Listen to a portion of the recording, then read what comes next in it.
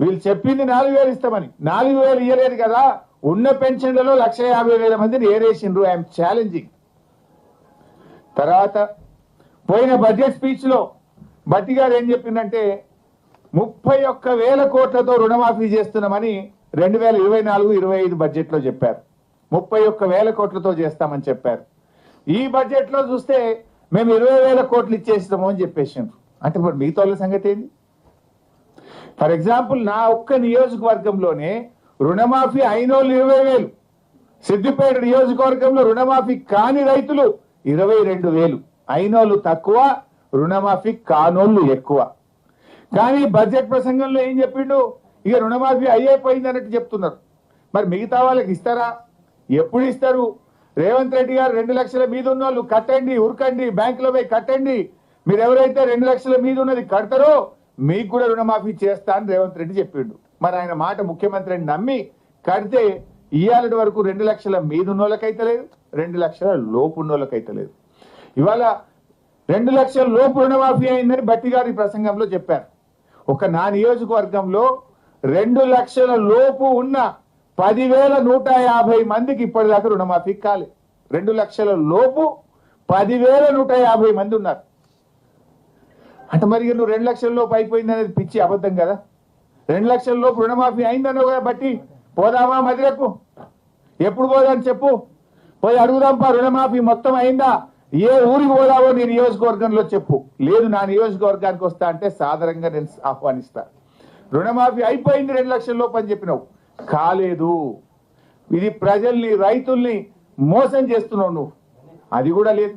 అంటే 2,500 మహాలక్ష్మి లేదు, 4,000 పెన్షన్ లేదు, రుణమాఫీకి కేటాయింపులు లేవు, తులం బంగారంకు కేటాయింపులు లేవు, నిరుద్యోగ భృతికి కేటాయింపులు లేవు. అంతా బోగస్. పోయినసారి బడ్జెట్ లో 2024-25లో ఆన్ గోయింగ్ ప్రాజెక్ట్స్ ఈ సంవత్సరంలో 6 పెండింగ్ ప్రాజెక్టులు పూర్తి చేసి నీళ్లు అందిస్తామని 24-25లో చెప్పిండ్రు. అండ్ ఈ సంవత్సరం 12 ప్రాజెక్టులు పూర్తి చేస్తాము అని చెప్పిండ్రు.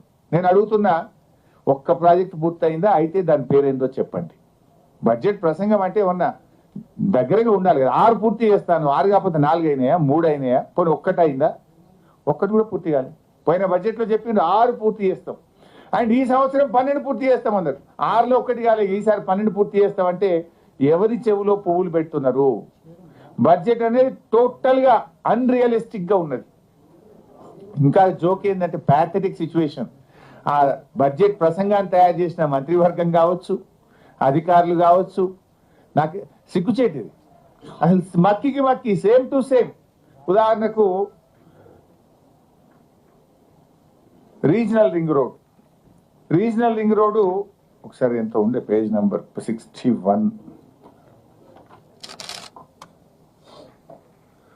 రీజనల్ రింగ్ రోడ్ కూడా మీరు చూస్తే అందులో 61 చూడండి ఉంటుంది. చూడు, రీజనల్ రింగ్ రోడ్ లో పేజ్ 61. ఈ సంవత్సరం ఈ ప్రాజెక్ట్ లో ఉత్తర భాగ భూ సేకరణ ప్రక్రియ ఇప్పటికే ప్రారంభమైంది. దక్షిణ భాగానికి డిపిఆర్ తయారు చేస్తున్నాము అని చెప్పిండ్రు. ఈ ఇయర్, లాస్ట్ ఇయర్ కూడా సేమ్ అదే విషయాన్ని 24-25లో కూడా ఉత్తర భాగానికి భూసేకరణ ప్రక్రియ ప్రారంభమైంది, దక్షిణ భాగానికి డిపిఆర్ చేస్తున్నాము అని చెప్పిండ్రు. అంటే ఇక అసలు చెప్పడానికి కొద్దిగా సిగ్గాన్ని ఉండాలి కదా. భూసేకరణ అవుతుంది అని పోయిన బడ్జెట్లో చెప్పినావు, దానికి పైసలు పెట్టిన 1,500 కోట్లు అన్నావు. మళ్ళీ ఈ సంవత్సరం వస్తే కూడా గదే భూసేకరణ నడుస్తుంది అని చెప్తున్నావు.